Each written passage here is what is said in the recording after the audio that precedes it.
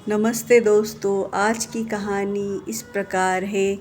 एक समय की बात है जब नारद जी भ्रमण कर रहे थे, तो भ्रमण करते हुए वो रुक्मिणी जी के पास पहुँचे और रुक्मिणी जी से कहने लगे कि रुक्मिणी जी, भगवान कृष्ण तो गोपियों से अत्यधिक प्रेम करते हैं। इस पर रुक्मिणी नाराज़ होकर कोप भवन में चली गई।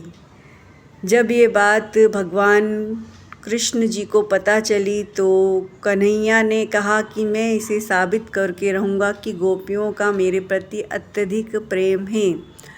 अब थोड़े समय के पश्चात भगवान के सर में अत्यधिक तेज दर्द होने लगा और वो सर दर्द से कराहने लगे। जब कई वैद्यों को भगवान को दिखाया गया तो उन्हें बिल्कुल भी आराम नहीं मिला और कई दिनों तक भगवान को इस पीड़ा को सहन करना पड़ा। फिर नारद जी भगवान कृष्ण के पास पहुँचे और कहने लगे, प्रभु आप मुझे बताइए कि आपके सर दर्द का क्या इलाज है, मैं इसके लिए प्रयास करूँगा। भगवान कृष्ण ने कहा कि नारद जी, अगर मुझे कोई अपने पैर की धूली दे दे तो मैं उसे अपने सर पे पट्टी बनाकर लगाऊंगा, तो उससे मेरे सर दर्द से छुटकारा हो जाएगा। नारद जी घबराने लगे और कहने लगे, प्रभु मेरे पैरों की धूली आपको मैं कैसे दे सकता हूँ। तो नारद जी रुक्मिणी जी के पास पहुँचे और रुक्मिणी जी से पैरों की धूली मांगी। तो रुक्मिणी जी ने कहा कि ये महापाप मुझसे नहीं होगा, मैं भगवान को अपने पैर की धूली कैसे दे सकती हूँ।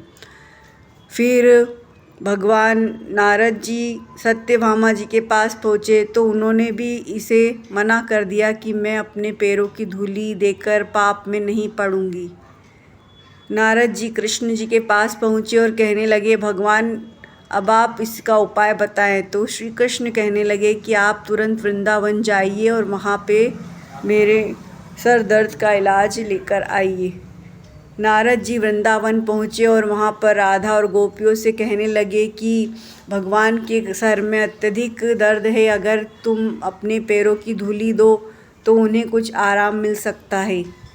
गोपियों ने बिना देर किए ज़मीन पर कपड़ा बिछाया और नृत्य करने लगी और जब धूल इकट्ठी हुई तो उन्होंने नारद जी को देकर कहा कि इसे तुरंत प्रभु को ले जाकर दीजिए ताकि उनके सर दर्द में राहत हो।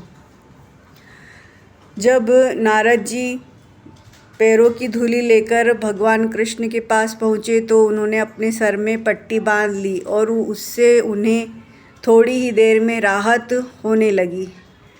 तो भगवान कृष्ण ने कहा कि नारद जी, देखा अपने गोपियों का मेरे प्रति कितना स्नेह है, क्योंकि उन्होंने बिना देर किए अपने पैरों की धूली मुझे दे दी और उन्होंने यह भी नहीं सोचा कि वो इसे देकर नरक में जाएंगी।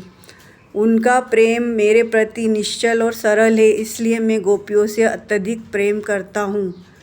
इस जन्माष्टमी पर सभी भक्तों से यही प्रार्थना है कि वे भगवान के प्रति सरल भाव से व निश्चलता से अपनी भक्ति का प्रदर्शन करें।